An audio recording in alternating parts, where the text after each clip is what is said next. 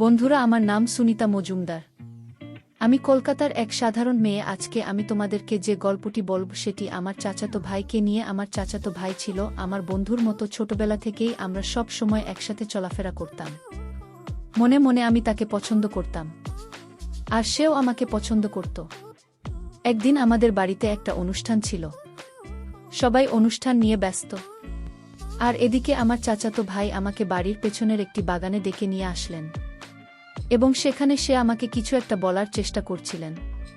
কিন্তু আমি বুঝতে পারছিলাম না সে আমাকে এখানে কেন নিয়ে আসলেন, আর সে কি বলতে চাইছেন। হঠাৎ আমার ভাইজা কেমন জানি করছিলেন, আর আমি কিছু বলতে পারছিলাম না, কারণ আমি ভাইয়াকে খুব সম্মান এবং বিশ্বাস করতাম। কিন্তু ভাইজা, বন্ধুরা, বাকিটা গল্পেই বলছি।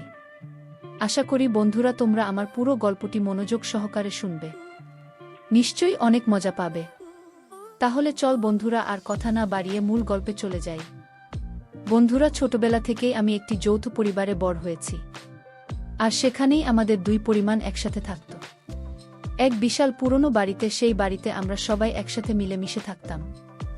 এর মধ্যে আমার সবচাইতে ভালো বন্ধু ছিল আমার চাচাতো ভাই শাঙ্ক। শাঙ্ক আমার থেকে বছর 3 বড়। আমরা একসাথে খেলতাম, একসাথে পড়তে বসতাম, আর একসাথে বড় হওয়ার স্বপ্ন দেখতাম। ও ছিল আমার সেরা বন্ধু, আমার খেলার সাথী, আমার সব গোপন কথার ভাণ্ডার। আমার মনে আছে একবার খেলা করতে গিয়ে আমি পড়ে গিয়ে খুব ব্যথা পেয়েছিলাম। সেদিন শশাঙ্ক যেভাবে আমাকে কোলে তুলে নিয়ে ছুটেছিল আর আমার জন্য কেঁদেছিল, সেই দৃশ্যটা আজও আমার চোখে ভাসে। তখন বুঝিনি, কিন্তু আজ বুঝি। সেই ছোট ছোট মুহূর্তগুলোতেই আমাদের ভালোবাসার বীজ বোনা হয়েছিল। শাঙ্ক বরাবরই আমার প্রতি খুব যত্নশীল ছিল। আমি কি খেতে ভালোবাসি, কোন রং আমার পছন্দ, কোন গানে আমার মন ভালো হয়, সব ওর নখদর্পণে থাকত। আমাদের পরিবারের সবাই ভাবত এটা নিছকই ভাই বোনের স্নেহ, কিন্তু আমি অনুভব করতাম ওর এই ভালো লাগার মধ্যে স্নেহের চেয়েও বেশি কিছু লুকিয়ে আছে। ও ঘন্টার পর ঘন্টা আমার পাশে বসে থাকত, শুধু আমার কথা শোনার জন্য। আমার সব ছেলেমানুষি আবদার ও হাসি মুখে পূরণ করত। ওর চোখে আমি আমার জন্য এক অন্যরকম সম্মান আর ভালোবাসা দেখতে পেতাম, যা আমাকে সুরক্ষিত অনুভব করাত। আমার গান গাইতে খুব ভালো লাগত। তেমন কোনো প্রথাগত শিক্ষা ছিল না, কিন্তু নিজের মনেই গুনগুন করতাম। শশাঙ্ক ছিল আমার সবচেয়ে বড় শ্রোতা এবং অনুপ্রেরণা। ও বলতো, সুনিতা, তোর গালা জাদু আছে। যখন তুই গান করিস মনে হয় যেন সময় থেমে গেছে। ওর এই কথাগুলো আমাকে আরও বেশি করে গান গাইতে উৎসাহিত করত। ওই ছিল প্রথম মানুষ যে আমার প্রতিভাকে বিশ্বাস করেছিল। আমাদের কৈশোরের দিনগুলো এইভাবেই খুনসুটি বন্ধুত্ব আর একে অপরের প্রতি এক অব্যক্ত ভালো লাগা নিয়ে কেটে যাচ্ছিল। ধীরে ধীরে আমরা বড় হতে লাগলাম। স্কুল পেরিয়ে কলেজে পা রাখলাম। আমাদের জগৎটা বড় হতে শুরু করল, নতুন বন্ধুবান্ধব এলো। কিন্তু আমাদের দুজনের মধ্যেকার সেই বিশেষ সম্পর্কটা বদলায়নি, বরং সময়ের সাথে সাথে আরও গভীর হয়েছে। শাঙ্ক আমাকে সব সময় আগলে রাখত। কলেজ একেও আমার দিকে খারাপ নজরে তাকালে বা অহেতুক বিরক্ত করলে ও সামনে এসে দাঁড়াত। ওর এই রক্ষণশীলতা আমার কখনো খারাপ লাগত না, বরং ভালোই লাগত। মনে হতো পৃথিবীতে আমার খেয়াল রাখার মতো একজন মানুষ আছে। কলেজের দিনগুলোতে আমাদের দেখা সাক্ষাৎ কিছুটা কমলেও মনের দূরত্ব এক বিন্দু বাড়েনি, বরং সারাদিনের পর যখন ওর সাথে ছাদে বসে কথা বলতাম, তখন মনে হতো যেন সারাদিনের ক্লান্তি দূর হয়ে গেছে। আমরা আমাদের ভবিষ্যৎ নিয়ে কথা বলতাম, স্বপ্ন দেখতাম। শাঙ্ক প্রায় বলতো সে জীবনে এমন কিছু করতে চায় যাতে সবাই ওকে নিয়ে গর্ব করে, আর সেই গর্বের সবচেয়ে বড় অংশীদার হব আমি। ওর চোখে আমি আমার জন্য যে স্বপ্ন দেখতাম তা আমাকে এক সুন্দর ভবিষ্যতের আশা দেখাত। একদিন সন্ধ্যায় টিপটিপ বৃষ্টি পড়ছিল। আমরা দুজন বারান্দায় বসেছিলাম। হঠাৎ শশাঙ্ক আমার হাতটা ধরে খুব শান্ত গলায় বলল, সুনিতা, আমি জানি না এটাকে কি বলে, কিন্তু তুই ছাড়া আমি নিজের জীবনটা ভাবতে পারি না। সেদিন ওর চোখের দিকে তাকিয়ে আমি কোনো উত্তর দিতে পারিনি, শুধু আলতো করে ওর হাতে চাপ দিয়েছিলাম। আমার নীরবতা ছিল আমার সম্মতি। সেদিন আমরা দুজনেই বুঝে গিয়েছিলাম আমাদের এই সম্পর্কটা শুধু ভাই বোনের স্নেহের মধ্যে সীমাবদ্ধ নেই, এটা তার চেয়ে অনেক বেশি কিছু। এভাবেই আমাদের নিখাত ভালোবাসার গল্প শুরু হয়েছিল। তখন আমরা জানতাম না যে এই ভালোবাসার জন্য ভবিষ্যতে আমাদের কত বড় পরীক্ষার মুখোমুখি হতে হবে। আমরা শুধু জানতাম আমরা একে অপরকে ভালোবাসি এবং সারা জীবন একসঙ্গে থাকতে চাই। সেই সরল বিশ্বাস আর নিষ্পাপ ভালোবাসা নিয়ে আমরা এক নতুন অধ্যায়ের দিকে পা বাড়িয়েছিলাম, যে অধ্যায়ের প্রতিটি পাতায় লেখা ছিল অজস্র আবেগ আর ভালোবাসার কাহিনী। আমাদের ভালোবাসার গল্পটা তখন সবেমাত্র ডানা মেলতে শুরু করেছে। কলেজের দ্বিতীয় বর্ষে আমাদের সাংস্কৃতিক অনুষ্ঠানের আয়োজন করা হয়েছিল। আমার বন্ধুরা সবাই জোর করে অনুষ্ঠানে আমার নাম দিয়ে দিল গান গাওয়ার জন্য। আমি প্রথমে খুব ভয় পেয়েছিলাম, কারণ এত মানুষের সামনে গান গাওয়ার অভ্যেস আমার ছিল না। কিন্তু শশাঙ্ক আমাকে সাহস দিল ও বলল, তুই শুধু মন থেকে গাইবি, দেখবি সবাই মুগ্ধ হয়ে শুনবে। আমি তো থাকবই তোর সামনে, শুধু আমার দিকে তাকিয়ে গাইবি। ওর এই বিশ্বাসটাই আমার সবচেয়ে বড় শক্তি ছিল। অনুষ্ঠানের দিন আমার বুক কাঁপছিল। স্টেজ এ ওঠার আগে আমি শশাঙ্ককে খুঁজছিলাম। ও ঠিকই দর্শকাসনের প্রথম সারিতে বসেছিল আর আমার দিকে তাকিয়ে হাসছিল। আমি মঞ্চে উঠলাম, কাপা কাপা হাতে মাইকটা ধরলাম আর চোখ বন্ধ করে ওর মুখটা ভাবলাম। তারপর আমার প্রিয় একটা রবীন্দ্রসঙ্গীত ধরলাম। গান গাওয়ার সময় আমার মনে হচ্ছিল আমি যেন শুধু ওর জন্যই গাইছি।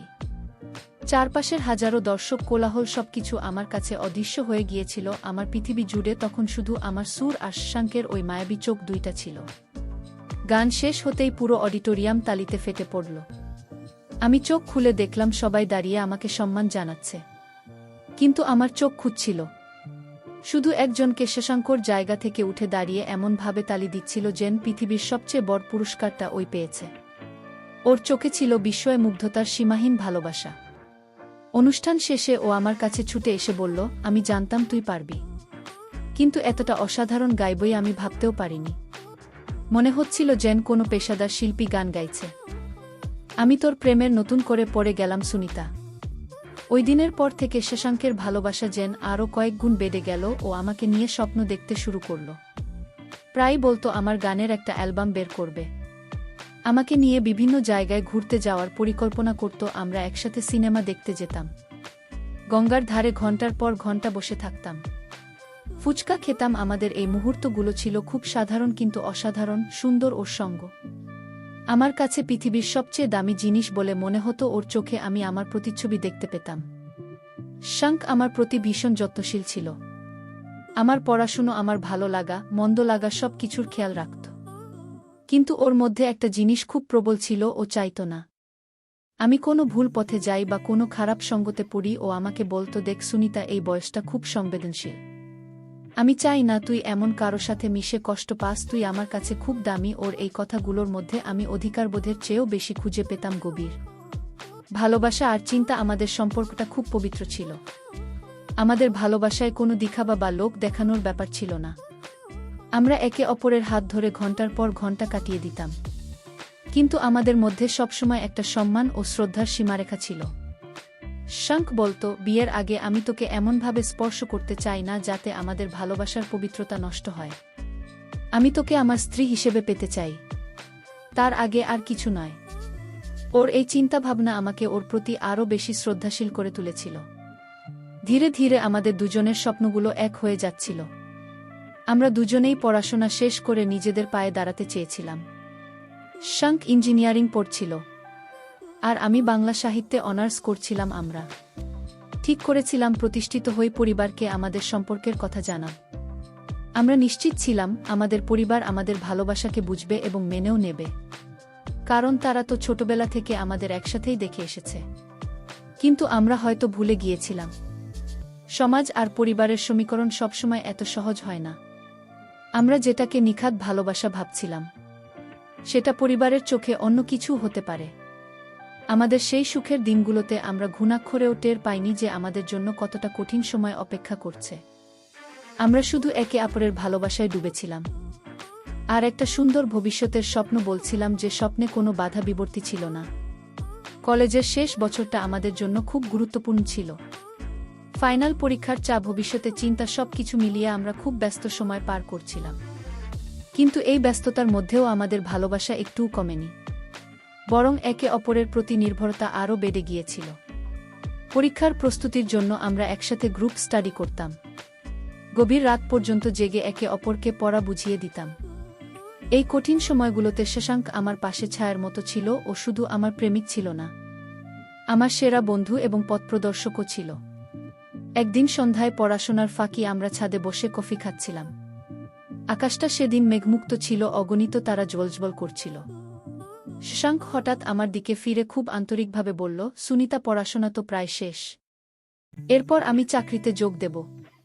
আমি আর অপেক্ষা করতে চাই না। আমি বাবাকে আমাদের কথা বলতে চাই।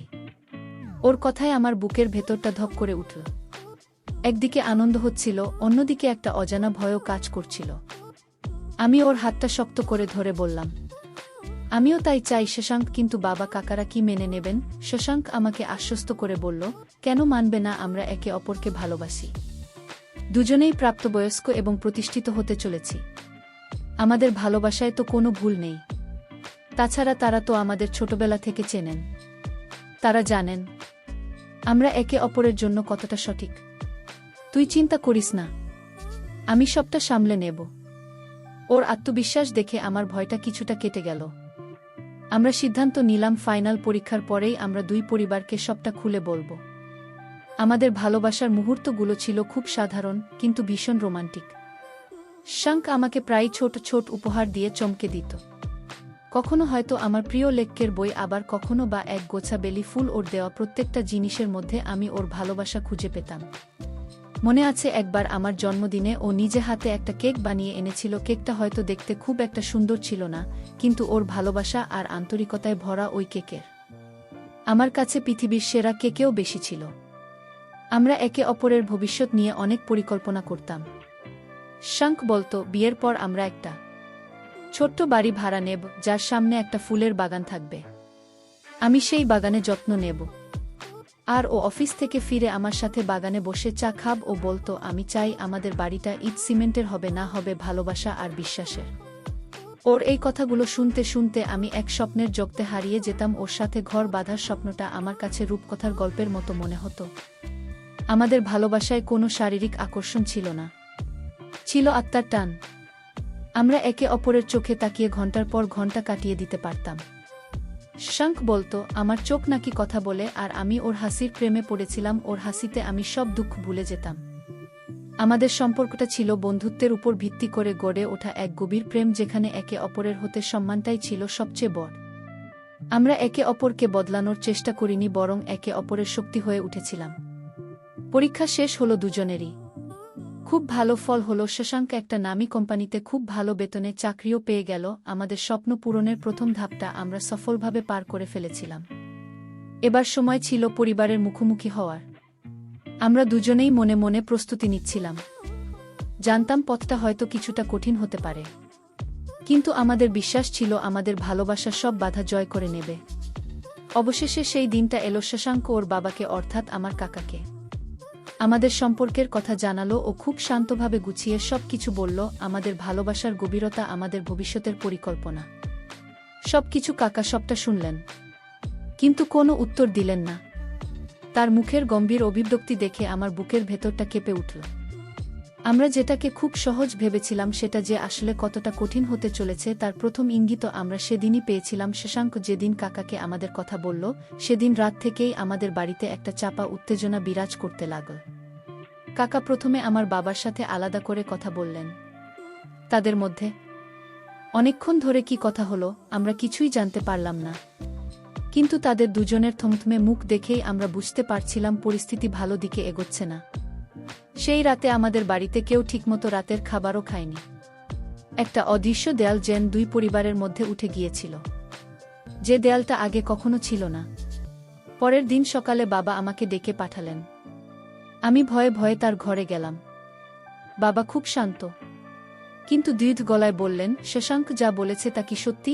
আমি মাথা নিচু করে শুধু বললাম, হ্যাঁ বাবা। বাবা একটা দীর্ঘশ্বাস ফেলে বললেন, এটা সম্ভব নয় সুনিতা, তোমরা ভাই বোন সমাজ এটা মেনে নেবে না। তাছাড়া আমরা একই পরিবারের মধ্যে সম্পর্ক করে আত্মীয়তার এই সুন্দর বন্ধনটাকে জটিল করতে চাই না। তুমি শশাঙ্ককে ভুলে যাও। বাবার কথাগুলো আমার মাথায় বজ্রপাতের মতো আঘাত করল।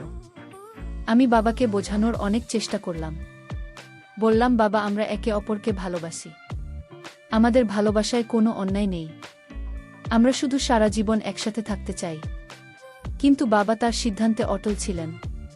তিনি বললেন, ভালোবাসা জীবনের সব কিছু নয়, পরিবারের সম্মান। সামাজিক নিয়মকানুন এর চেয়ে অনেক বড়। একই অবস্থা হয়েছিল শশাঙ্কের বাড়িতেও। কাকা আর কাকিমা শশাঙ্ককে সাফ জানিয়ে দিয়েছিলেন এই সম্পর্ক তারা কোনো দিনও মেনে নেবেন না। এরপর থেকেই আমাদের দুজনের জীবনে নেমে এল এক বিভীষিকা। আমাদের দেখা সাক্ষাৎ, কথা বলা সবকিছু বন্ধ করে দেওয়া হলো। আমরা একই বাড়িতে থেকেও যেন দুজন দুই পৃথিবীর বাসিন্দা হয়ে গেলাম। পরিবারের সবাই আমাদের এমনভাবে এড়িয়ে চলতে লাগল যেন আমরা কোনো বড় অপরাধ করে ফেলেছি। যে কাকা আমাকে নিজের মেয়ের মতো ভালোবাসতেন, তিনি আমার সাথে কথা বলা বন্ধ করে দিলেন। যে কাকিমা আমাকে ছাড়া এক মুহূর্ত থাকতে পারতেন না, তিনি আমার দিকে ফিরেও তাকাতেন না। এই অবহেলা আমার কাছে মৃত্যুর চেয়েও ভয়ঙ্কর ছিল। বাড়িতে প্রতিদিন অশান্তি লেগে থাকত। বাবা আর কাকার মধ্যে প্রায় এই বিষয় নিয়ে কথা কাটাকাটি হতো তাদের। এত বছরের মধুর সম্পর্কে ফাটল ধরতে শুরু করল শশাঙ্ক। এর প্রতিবাদ করতে গেলে কাকা ওকে ঘর থেকে বের করে দেওয়ার হুমকি দিতেন। আর আমি কিছু বলতে গেলেই মা কান্না জুড়ে দিতেন, বলতেন আমি নাকি পরিবারের মুখে চুনকালি দিয়েছি। আমরা দুজন অসহায়ের মতো এই নাটকীয়তা দেখতাম আর নীরবে চোখের জল ফেলতাম। আমাদের ভালোবাসার কারণে দুই ভাইয়ের পরিবারে যে ভাঙন ধরেছে এটা ভেবে আমরা দুজনেই ভীষণ কষ্ট পেতাম। আমরা বুঝতে পারছিলাম না আমাদের কি করা উচিত। একদিকে আমাদের ভালোবাসা, আমাদের স্বপ্ন, আর অন্যদিকে আমাদের পরিবার যাদের ছাড়া আমরা নিজেদের অস্তিত্বই কল্পনা করতে পারি না। শশাঙ্ক কয়েকবার আমাকে নিয়ে বাড়ি থেকে চলে যাওয়ার কথাও বলেছিল, কিন্তু আমি রাজি হইনি। আমি বলেছিলাম পরিবারের অমাতে পালিয়ে গিয়ে আমরা সুখী হতে পারব না। শশাঙ্ক, আমাদের ভালোবাসাকে যদি জয় করতে হয় তাহলে পরিবারের আশীর্বাদ নিয়েই করতে হবে। এই কঠিন সময়ে আমরা একে অপরের সবচেয়ে বড় শক্তি ছিলাম। যদিও আমাদের সামনাসামনি কথা বলার উপায় ছিল না, আমরা লুকিয়ে চিরকুটের মাধ্যমে বা মাঝ রাতে বারান্দায় ইশারায় কথা বলতাম। শশাঙ্ক আমাকে সাহস দিত, বলতো ভেঙে পড়িস না সুনিতা, একদিন সবাই আমাদের ভালোবাসাকে বুঝবে, সত্যের জয় হবেই। এরই কথাগুলোই আমাকে বেঁচে থাকার রসদ জোগাত। আমরা প্রতিজ্ঞা করেছিলাম যত বাধাই আসুক আমরা হাল ছাড়ব না। একদিন আমি জানতে পারলাম বাবা আমার জন্য পাত্র দেখা শুরু করেছেন। খবরটা শুনে আমার পায়ের তলা মাটি সরে গেল। আমি কল্পনাও করতে পারছিলাম না শশাঙ্ক ছাড়া অন্য কাউকে আমি আমার জীবনে মেনে নেব। আমি সিদ্ধান্ত নিলাম এইভাবে আর চুপ করে থাকা যাবে না, আমাকে আমার ভালোবাসার জন্য লড়তে হবে। কিন্তু কিভাবে লড়ব, কোনো পথে হাঁটলে আমরা আমাদের মঞ্জিল খুঁজে পাব, তা আমাদের জানা ছিল না। আমরা শুধু জানতাম আমাদের সামনে এক অন্ধকার ভবিষ্যৎ অপেক্ষা করছে। আমার বিয়ের জন্য বাবা যে পাত্র দেখা শুরু করেছেন, এই খবরটা শশাঙ্কের কানে পৌঁছাতেই ও প্রায় দিশেহারা হয়ে গেল। ও সেদিন যাতেই আমার সাথে দেখা করার জন্য ছটফট করতে লাগল, কিন্তু কোনো উপায় ছিল না। পরদিন সকালে ও সরাসরি বাবার সামনে গিয়ে দাঁড়াল, খুব দৃঢ় কিন্তু সম্মান বজায় রেখে বলল, জ্যাঠামশাই, আমি জানি আপনারা আমাদের সম্পর্কটা মেনে নিতে পারছেন না, কিন্তু সুনিতার বিয়ে অন্য কোথাও ঠিক করে আপনি ওর জীবনটা নষ্ট করবেন না। আমি ওকে ছাড়া বাঁচতে পারব না। বাবার সাথে কাকার সম্পর্ক আগে খারাপ হয়েছিল। শশাঙ্কের এই কথায় তা আগুনে ঘি ঢালার মতো কাজ করল। বাবা রেগে গিয়ে বললেন, আমি তোমাকে শেখাতে এসো না আমার মেয়ের জন্য কোনটা ভালো আর কোনটা মন্দ। তুমি ওর মাথাটা খেয়েছ। আজই তোমরা এই বাড়ি ছেড়ে চলে যাও। কাকাও বদলে কিছু একটা বলায় দুই ভাইয়ের মধ্যে তুমুল ঝগড়া শুরু হয়ে গেল। যে দুই ভাই একে অপরকে ছাড়া কিছুই বুঝত না, তারা আজ আমাদের ভালোবাসার জন্য একে অপরের শত্রু হয়ে গেল। এই দৃশ্য দেখাটা আমাদের জন্য ছিল অসম্ভব যন্ত্রণার। পরিবারের পরিস্থিতি দিন দিন আরও খারাপ হতে লাগল। বাড়িতে সব সময় একটা দম বন্ধ করা পরিবেশ থাকত। কেউ কারো সাথে ঠিকমতো কথা বলতো না। এর মধ্যেই বাবা আমার বিয়ে প্রায় ঠিক করে ফেললেন। ছেলে কলকাতার এক নামকরা ব্যবসায়ী, ভালো পরিবার, সবাই আমার ভাগ্যকে বাহবা দিতে লাগল। কিন্তু আমার মনের ভেতর কি চলছিল তা কেউ বোঝার চেষ্টা করল না। আমার পৃথিবীটা যেন অন্ধকার হয়ে আসছিল। শশাঙ্কের মুখটা মনে পড়লেই আমার কান্না পেত। বিয়ের দিন যত এগিয়ে আসছিল আমার উপর চাপ তত বাড়ছিল। মা প্রতিদিন আমাকে বোঝাতেন, দেখ মা, বাবা মায়েরা সন্তানের অমঙ্গল চায় না। আমরা তোর ভবিষ্যতের কথা ভেবেই এই সিদ্ধান্ত নিয়েছি। তুই ছেলেটার সাথে মানিয়ে নিতে পারবি দেখিস। আমি শুধু চুপ করে শুনতাম, কিছুই বলতে পারতাম না। আমার কণ্ঠস্বর যেন হারিয়ে গিয়েছিল। আমি না পারছিলাম আমার ভালোবাসাকে ছাড়তে, আর না পারছিলাম আমার পরিবারকে কষ্ট দিতে। শশাঙ্ক ভেঙে পড়েছিল। ও খাওয়া দাওয়া প্রায় ছেড়েই দিয়েছিল। কাজেও মন বসাতে পারছিল না। ওর উজ্জ্বল মুখটা কেমন যেন ফ্যাকাশে হয়ে গিয়েছিল। একদিন রাতে ও লুকিয়ে আমাকে একটা চিঠি পাঠালো। তাতে লেখা ছিল, সুনিতা, আমি আর পারছি না তোকে ছাড়া বাঁচার কথা আমি ভাবতে পারি না, চল আমরা কোথাও পালিয়ে যাই। আমরা প্রাপ্তবয়স্ক, আমাদের এই অধিকার আছে। ওরা যখন দেখবে আমরা একসাথে ভালো আছি তখন একদিন ঠিকই মেনে নেবে। ওর চিঠিটা পড়ে আমি অনেকক্ষণ কাঁদলাম। পালিয়ে যাওয়াটা হয়তো সবচেয়ে সহজ উপায় ছিল, কিন্তু আমার মন সায় দিচ্ছিল না। আমি ভাবছিলাম যে বাবা মা আমাকে একটু কষ্ট করে বড় করেছেন, তাদের সম্মান ধুলোয় মিশিয়ে দিয়ে আমি কিভাবে সুখী হব, যে পরিবার আমাদের সবকিছু তাদের কষ্ট দিয়ে পাওয়া ভালোবাসায় কি কোনো দিন শান্তি আসবে? আমি শশাঙ্ককে ফিরতে চিঠিতে লিখলাম, পালিয়ে যাওয়াটা কোনো সমাধান নয় শশাঙ্ক, এটা আমাদের কাপড়ও সোতা হবে। আমাদের ভালোবাসাকে যদি প্রমাণ করতে হয় তাহলে এখানেই, এই পরিবারের সামনেই করতে হবে। আমাদের এমন কিছু করতে হবে যাতে তারা নিজেরাই বুঝতে পারে আমরা একে অপরের জন্য কতটা জরুরি। আমার উত্তর পেয়ে শশাঙ্ক হয়তো হতাশ হয়েছিল, কিন্তু আমার সিদ্ধান্তকে সম্মান জানিয়েছিল। আমরা দুজনেই বুঝতে পারছিলাম আমাদের পথ খুব কঠিন। একদিকে আমার বিয়ের প্রস্তুতি চলছে, আর অন্যদিকে আমরা দুজন একটা সমাধানের পথ খুঁজছি। আমাদের হাতে সময় খুব কম ছিল।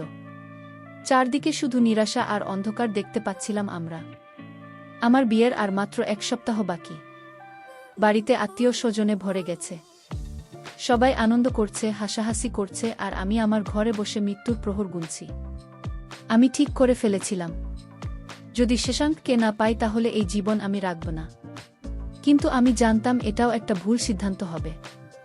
আমরা দুজনেই একটা অলৌকিকের অপেক্ষায় ছিলাম, এমন একটা কিছু যাই সমস্ত ঝড়কে থামিয়ে দিয়ে আমাদের এক করে দেবে। কিন্তু সেই অলৌকিক কিভাবে ঘটবে তা আমরা জানতাম না।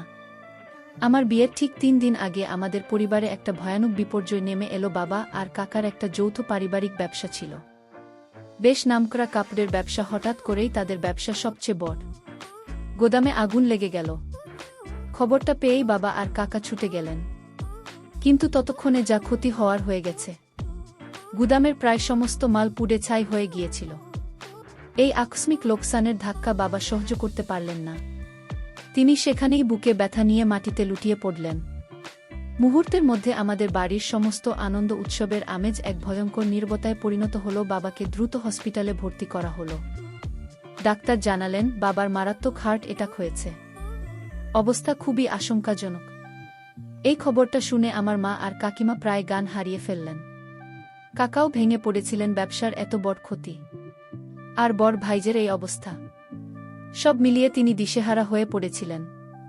চারদিকে শুধু কান্না আর হাহাকার। আমার বিয়ের কথা তখন সবাই ভুলে গিয়েছিল।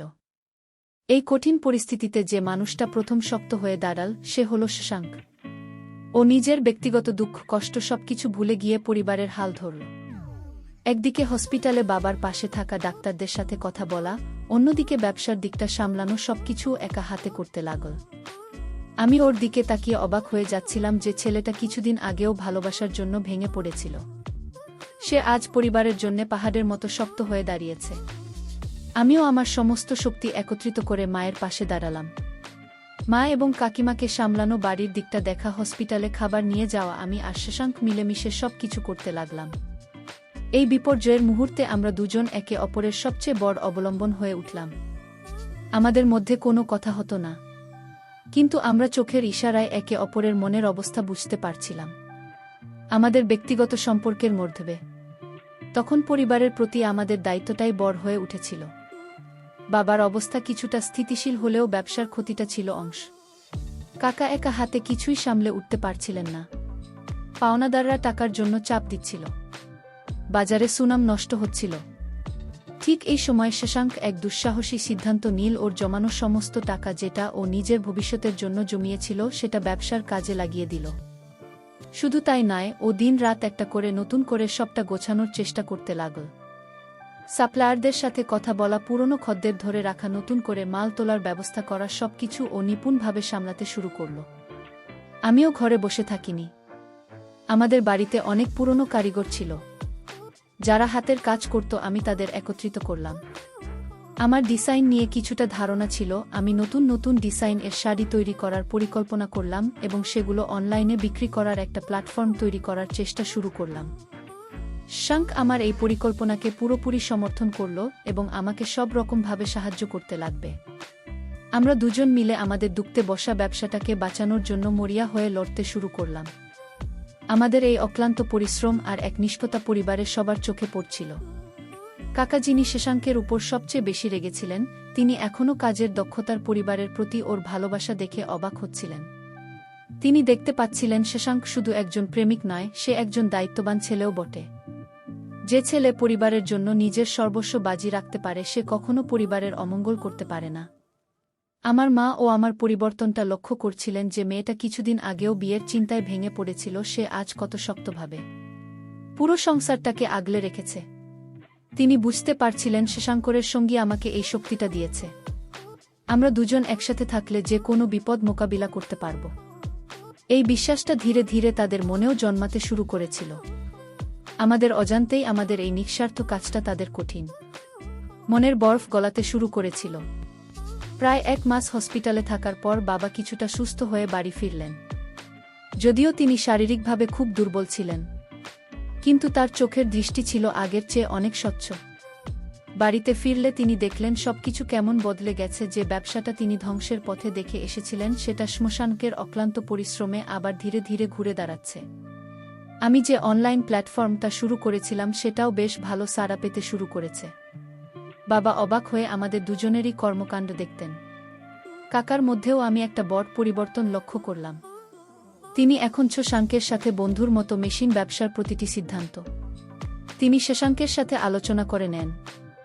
একদিন আমি আড়াল থেকে শুনলাম কাকা তার এক বন্ধুকে ফোন বলছেন, আমার ছেলেটা যে এত বড় হয়ে গেছে আমি আরে বুঝতেই পারিনি। ও না থাকলে এই বিপদে আমরা হয়তো পথেই বসে যেতাম। ও শুধু আমাদের ব্যবসা বাঁচায়নি, আমাদের পুরো পরিবারটাকে একাই টেনে তুলেছে। কাকার এই কথাগুলো শুনে আমার চোখে জল এসে গিয়েছিল। বাবা আর কাকার মধ্যে যে দূরত্ব তৈরি হয়েছিল, সেটাও ধীরে ধীরে কমতে শুরু করল। তারা আবার আগের মতো একসাথে বসে ব্যবসার কথা বলতেন, পরিবারের কথা বলতেন, আর তাদের আলোচনার কেন্দ্রবিন্দুতে থাকতাম আমি আর শশাঙ্ক। তারা বুঝতে পারছিলেন আমরা দুজন একে অপরের পরিপূরক। আমাদের ভালোবাসাটা শুধু আবেগ সর্বস্ব ছিল না, এর ভিত্তি ছিল অনেক গভীরে দায়িত্ববোধ, সম্মান আর পারস্পরিক নির্ভরতার উপর। একদিন সন্ধ্যায় আমাকে আর শশাঙ্ককে একসাথে তার ঘরে ডাকলেন। আমরা দুজনেই ভয়ে ভয়ে ঘরে ঢুকলাম। কাকাও সেখানে ছিলেন। বাবা আমাদের দুজনের দিকে কিছুক্ষণ তাকিয়ে থেকে একটা দীর্ঘশ্বাস ফেললেন। তারপর খুব শান্ত গলায় বললেন, জীবনের সবচেয়ে বড় শিক্ষাটা আমি আমার এই অসুস্থতা থেকে পেয়েছি। আমি বুঝতে পেরেছি সম্মান সামাজিকতার চেয়েও বড় হলো মানুষের সম্পর্ক। যে সম্পর্ক বিপদের দিনে ছায়া দেয়, তার চেয়ে খাঁটি আর কিছু হতে পারে না। বাবার কথাগুলো শুনে আমরা চুপ করে দাঁড়িয়েছিলাম। তিনি শশাঙ্কের দিকে তাকিয়ে বললেন, তুমি যা করেছ তার জন্য তোমাকে ধন্যবাদ জানানোর ভাষা আমার নেই। তুমি শুধু আমার ব্যবসা বা পরিবারকে বাঁচাওনি, তুমি আমার চোখ খুলে দিয়েছ। তুমি প্রমাণ করে দিয়েছ তোমার ভালোবাসা কতটা নিঃস্বার্থ। তুমি আমার মেয়ের জন্য সবচেয়ে যোগ্য পাত্র। বাবার মুখ থেকে এই কথাগুলো শুনে আমি আর শশাঙ্ক বিশ্বাস করতে পারছিলাম না। আমাদের মনে হচ্ছিল যেন আমরা স্বপ্ন দেখছি। এরপর কাকা আমার মাথায় হাত রেখে বললেন, মা, আমাদের ভুল হয়ে গিয়েছিল। আমরা তোমাদের ভালোবাসাকে চিনতে পারিনি। তোমরা দুজন শুধু একে অপরকে ভালোবাসো না, তোমরা এই পুরো পরিবারটাকে ভালোবাসো। তোমাদের এক থাকতে দেখলে আমাদের চেয়ে বেশি খুশি আর কেউ হবে না। এ কথা বলে বাবার কাকা একে অপরকে জড়িয়ে ধরলেন। বহুদিন পর আমরা আমাদের পরিবারকে আবার আগের মতো হাসতে দেখলাম। সেই মুহূর্তে আমাদের দুজনের চোখ দিয়েই আনন্দশ্রু গড়িয়ে পড়ছিল। আমরা যে দিনটার জন্য এত অপেক্ষা করেছি, এত কষ্ট সহ্য করেছি, সেই দিনটা অবশেষে আমাদের জীবনে এসেছিল। আমাদের ভালোবাসা কোনো নাটকীয়তার মাধ্যমে জয়ী হয়নি, জয়ী হয়েছিল আমাদের ধৈর্য, আমাদের আত্মত্যাগ আর পরিবারের প্রতি আমাদের নিঃস্বার্থ কর্তব্যের মাধ্যমে। আমরা প্রমাণ করে দিয়েছিলাম সত্যিকারের ভালোবাসা কখনো পরিবার থেকে দূরে সরিয়ে দেয় না, বরং পরিবারকে আরও শক্ত করে বেঁধে রাখে। পরিবারের সম্মতি পাওয়ার পর আমাদের বাড়িতে আবার উৎসবের মাহৌল ফিরে এল। তবে এবার আর কোনো বিষাদের ছায়া ছিল না, ছিল শুধু নিখাত আনন্দ। আমার যে বিয়েটা একসময় আমার কাছে অভিশাপ মনে হচ্ছিল, সেই বিয়ের প্রস্তুতি এখন নতুন করে শুরু হলো। কিন্তু এবার পাত্র আমার স্বপ্নের পুরুষ, আমার ভালোবাসা শশাঙ্ক। আমাদের পরিবার বুঝতে পেরেছিল ছেলেমেয়েদের পছন্দের উপর গুরুত্ব দেওয়া কতটা জরুরি, কারণ তারা তাদের পছন্দের মানুষটির সাথেই শত কষ্টের পরেও সুখে থাকতে পারে। অবশেষে সেই মাহেন্দ্রক্ষণ এসে উপস্থিত হল। এক শুভ দিনে আমাদের দুই পরিবারের সমস্ত আত্মীয়-স্বজন এবং বন্ধুবান্ধবদের উপস্থিতিতে আমার আর শশাঙ্কের ৪ হাত এক হল। আমাদের বিয়েটা শুধু দুইটা মানুষের মিলন ছিল না, ছিল দুইটা পরিবারের পুনর্মিলন। যে বাড়িতে কিছুদিন আগেও অশান্তির কালো মেঘ জমেছিল, সেই বাড়ি আজ আনন্দের আলো ঝলমল করছিল। বাবা আর কাকার হাসিমুখ দেখে আমার মনে হচ্ছিল আমি যেন স্বর্গে আছি। তাদের চোখের জল আজ আর কষ্টের ছিল না, ছিল পরম শান্তির। বিয়ের মণ্ডপে শশাঙ্কের পাশে বসে আমার মনে হচ্ছিল আমাদের এই পথ চলাটা যেন এক গল্পের মতো, কত বাধা, কত কষ্ট, কত চোখের জল পেরিয়ে আমরা আজ এই জায়গায় এসে পৌঁছেছি। আমি শশাঙ্কের দিকে তাকালাম, ওর চোখেও আমি একই ভাব দেখতে পেলাম। ও আমার হাতটা শক্ত করে ধরে ফিসফিস করে বলল, বলেছিলাম না একদিন সব ঠিক হয়ে যাবে। সত্যের জয় হলো সুনিতা। ওর কথায় আমি শুধু হাসলাম, যে হাসিতে মিশেছিল সমস্ত প্রাপ্তির আনন্দ। বিয়ের পর আমাদের জীবনটা এক নতুন খাতে বইতে শুরু করল। আমরা দুজনে মিলে আমাদের পারিবারিক ব্যবসাটাকে আরও এগিয়ে নিয়ে যাওয়ার স্বপ্ন দেখলাম। শশাঙ্ক ওর মেধা দিয়ে ব্যবসার উন্নতি করছিল, আর আমি আমার সৃজনশীলতা দিয়ে নতুন নতুন দিগন্ত উন্মোচন করছিলাম। আমাদের কাজের এই মেলবন্ধন আমাদের সম্পর্কে কেউ আরও মজবুত করে তুলেছিল। আমরা শুধু স্বামী স্ত্রী ছিলাম না, ছিলাম একে অপরের সেরা বন্ধু এবং বিজনেস পার্টনার। আমাদের পরিবারেও এখন আর কোনো অশান্তি নেই। মা আর কাকিমা এখন আমাদের দুজনের খেয়াল রাখতে ব্যস্ত থাকেন। তারা প্রায়ই বলেন, তোরা দুজন একসাথে থাকলে আমাদের আর কোনো চিন্তা নেই। যে আত্মীয়রা একদিন আমাদের সম্পর্ক নিয়ে কানাঘুষা করত, তারাই এখন আমাদের ভালোবাসার উদাহরণ দেয়া। আমরা বুঝতে পারলাম সময়ের সাথে সাথে সবকিছু বদলে যায়। যদি ভালোবাসাটা খাঁটি হয় এবং উদ্দেশ্য সৎ থাকে, আমাদের ভালোবাসার গল্পটা হয়তো একটু অন্যরকম। এখানে কোনো পালিয়ে যাওয়ার অধ্যায় নেই, নেই কোনো বিদ্রোহ, আছে শুধু ধৈর্য, বিশ্বাস আর পরিবারের প্রতি ভালোবাসা। আমরা শিখেছি ভালোবাসার মানুষকে পাওয়ার জন্য পরিবারকে ছেড়ে যাওয়াটা কোনো সমাধান নয়, বরং পরিবারের মন জয় করেই ভালোবাসাকে সার্থক করা যায়। কারণ পরিবারের আশীর্বাদ ছাড়া কোনো সম্পর্কই পূর্ণতা পায় না। আমাদের সেই হার্ট টাচিং কাজটা ছিল আমাদের পরিবারের প্রতি আমাদের দায়িত্ববোধ, যা তাদের মন বেতন করতে বাধ্য করেছিল। বন্ধুরা, আজ আমার গল্প প্রায় শেষের পথে। আমি আর শশাঙ্ক এখন খুব সুখে আছি। আমাদের ছোট্ট সংসারে ভালোবাসার কোনো কমতি নেই। আমরা আমাদের পরিবারকে নিয়ে এক সুন্দর জীবন যাপন করছি। আমাদের গল্প থেকে আমি তোমাদের শুধু একটা কথাই বলতে চাই, ভালোবাসা যদি সত্যি হয় তাহলে তখনও হাল ছেড়ো না। পরিস্থিতি যত কঠিনই হোক না কেন, ধৈর্য ধরে সঠিক পথের জন্য অপেক্ষা করো। মনে রাখবে, ভালোবাসার মানুষকে হারিয়ে ফেলার কষ্ট সারা জীবনের পথে হয়তো অনেক জটিলতা আসবে, পরিবারের সাথে মতের অমিল হতে পারে, কিন্তু তার জন্য ভালোবাসার মানুষটির হাত ছেড়ে দেওয়া উচিত নয়। বরং বুদ্ধিমত্তা, ধৈর্য এবং সম্মান দিয়ে পরিস্থিতি মোকাবিলা করা উচিত। ভালোবাসার শক্তি দিয়ে সবকিছু জয় করা সম্ভব। আর প্রত্যেক অভিভাবকেরও উচিত তাদের সন্তানদের পছন্দ এবং অনুভূতির উপর গুরুত্ব দেওয়া, কারণ তাদের সুখের চেয়ে বড় আর কিছুই হতে পারে না। আমার গল্পটা শোনার জন্য তোমাদের সবাইকে অনেক ধন্যবাদ। আশা করি আমার আর শশাঙ্কের এই ছোট্ট প্রেমের কাহিনী তোমাদের ভালো লেগেছে। তোমরা সবাই ভালো থেকো আর নিজেদের ভালোবাসার মানুষটিকে খুব যত্নে রেখো, কারণ এই পৃথিবীতে ভালোবাসার চেয়ে দামি আর কিছুই নেই। বন্ধুরা, গল্পটি যদি তোমাদের ভালো লাগে তাহলে লাইক, শেয়ার এবং সাবস্ক্রাইব করে পাশে থেকো। আর তোমরা এতক্ষণ ধৈর্য ধরে গল্পটি শোনার জন্য তোমাদের সবাইকে অসংখ্য ধন্যবাদ।